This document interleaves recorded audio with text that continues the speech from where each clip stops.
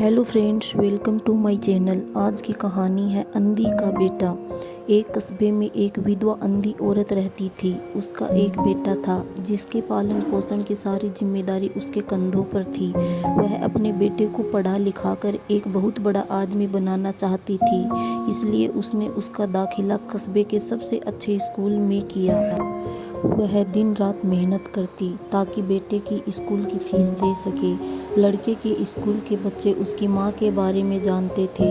वे सब उसे अंधी का बेटा कहकर चिढ़ाते थे। लड़का इससे बहुत परेशान था। उसे अपनी माँ पर शर्म आने लगी थी। वह उसके साथ कहीं भी आने जाने से कतराने लगा था।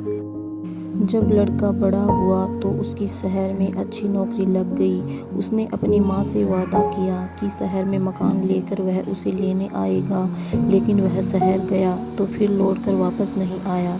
उसकी अंधी माँ उसका इंतजार करती रह गई। कई महीने बीत गए, लड़के की कोई खबर नहीं आई।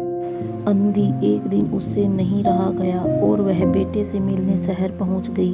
पूछते पूछते वह बेटे के ऑफिस पहुंची। वहां सिक्योरिटी गार्ड ने उसे रोक दिया। अंधी औरत ने गार्ड को अपने बेटे का नाम बताया और बोली कि उससे जाकर कह दो कि गांव से कोई मिलने आया है। गार्ड ने जाकर उसके बेटे को बताया।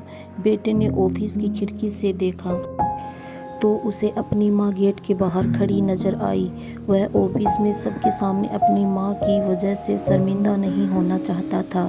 उसने कहला दिया कि वह ऑफिस में नहीं है। अंधी औरत वहाँ से चली गई। शाम को वह लड़का ऑफिस से घर जाने के लिए निकला। रास्ते में एक जगह काफ़ी भीड़ जमा थी।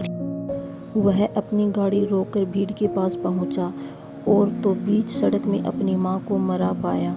उसके हाथ में एक चिट्ठी थी जिसमें लिखा था, बेटा बड़े दिन हो गए थे, तेरी कोई खबर नहीं मिली। चिंता हो रही थी इसलिए तुझसे मिलने चली आई। तू तो अब बड़ा आदमी बन गया है। तुझसे मिलना अब शायद मुझ गरीब की किस्मत में नहीं, लेकिन मैं बहुत खुश हूँ तेरे लिए। तूने अपना ही नहीं मेरा सपना भी पूरा किया। मलाल है कि तेरी तरक्की देख नहीं सकती। काश बचपन में तेरी आंखों में सरिया न घुसा होता और मुझे तुम्हें अपनी आंखें न देनी पड़ी होती, तो तेरी तरक्की अपनी आंखों से देखकर सुकून से मरती। तेरी अंधी माँ। ये पढ़कर लड़का फूट फूट कर रोने लगा। जिस अंधी माँ पर उसे शर्म आती थी, उसने उसके लिए कितना बड़ा बलिदान किया था। वह आत्मग्लानि से भर उठा और जिंदगी भर खुद को माफ नहीं कर पाया। दोस्तों, माता पिता अपने बच्चों के लिए अपना सर्वस्व न्यौछावर कर देते हैं। उनका हमेशा सम्मान करना चाहिए।